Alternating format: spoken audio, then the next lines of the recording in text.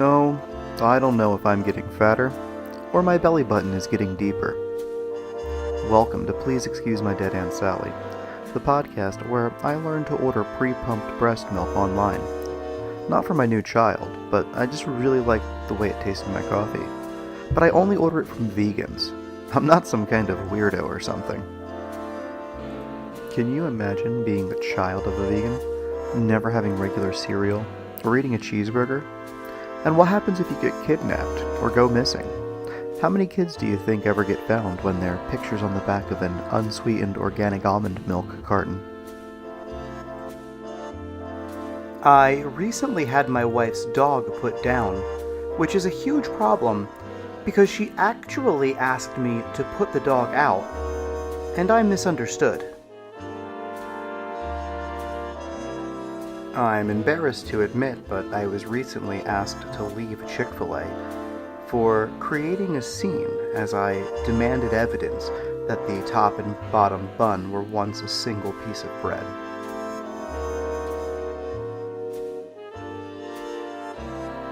If you're listening to today's show while driving, you should be aware that there is a cop hiding in the bushes about a mile down the road on the right. He's not in a car or anything, he's just a guy crouched in the bushes, but you should be aware of him nonetheless.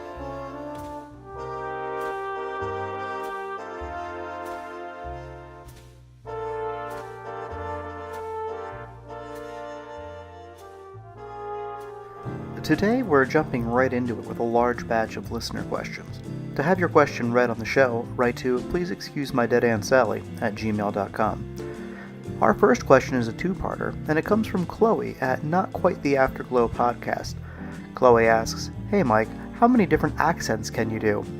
Well, great question. I can probably do about 28 accents, and each is offensive to someone for a different reason, so I'll keep this brief and clean. If you listened to episode 13 of Please Excuse My Dead Aunt Sally, you heard me do the voices of gangsters from New York and gangsters from New Jersey. I also did a radio announcer. Some people say that my Las Vegas accent is spot on. In part 2 of her question, Chloe asks, if you could make a meal from several takeout venues, what would it be? Who does the best items that you'd put all together?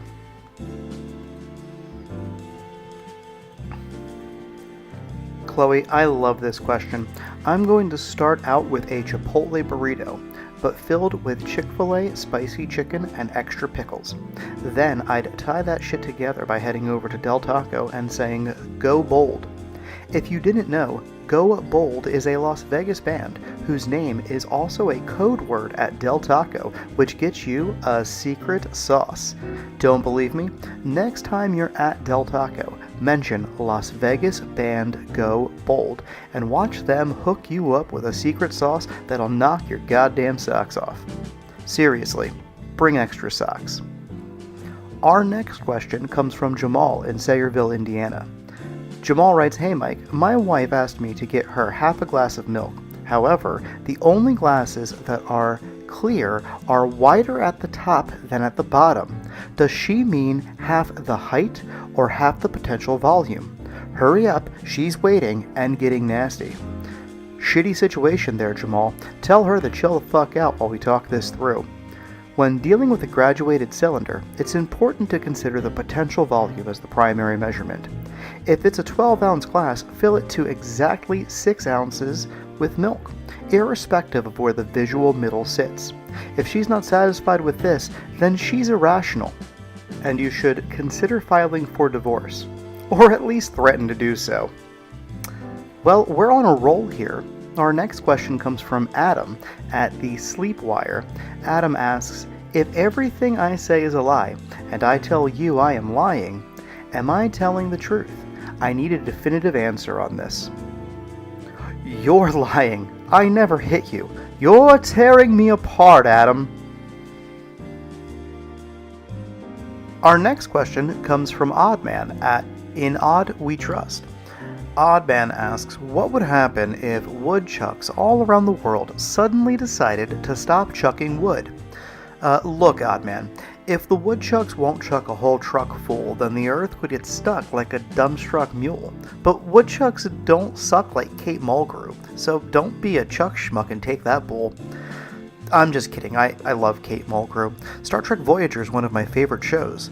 I haven't watched enough Orange is the New Black, but Kate Mulgrew did multiple voices on Gargoyles, the cartoon, which featured several Star Trek actors. While we're on the subject, when are we getting a gritty live-action reboot of Gargoyles in the form of a movie? Anyway, good question, Oddman. I bet you thought I forgot about you there during that rant. I didn't. Holding a name in mind while I ramble is one of my lesser-known talents. I developed it keenly while trying to talk my way out of lewdness in public charges. But that's a story for never. So, now is a perfect time to mention this week's sponsor. Are you tired of everything bagels with just poppy seeds, onion, and salt? Then it's time you tried Cousin Abby's Everything Bagels.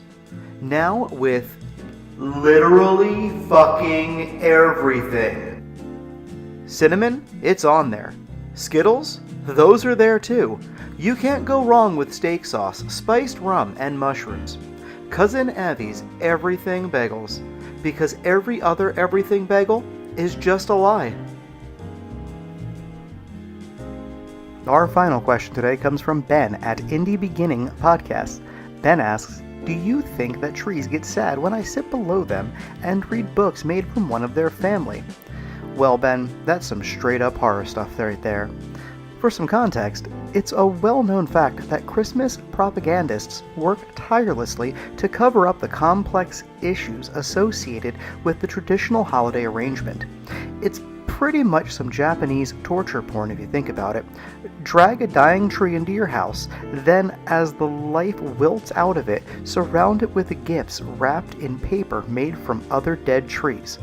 Look, big wrapping paper has been getting away with this for far too long.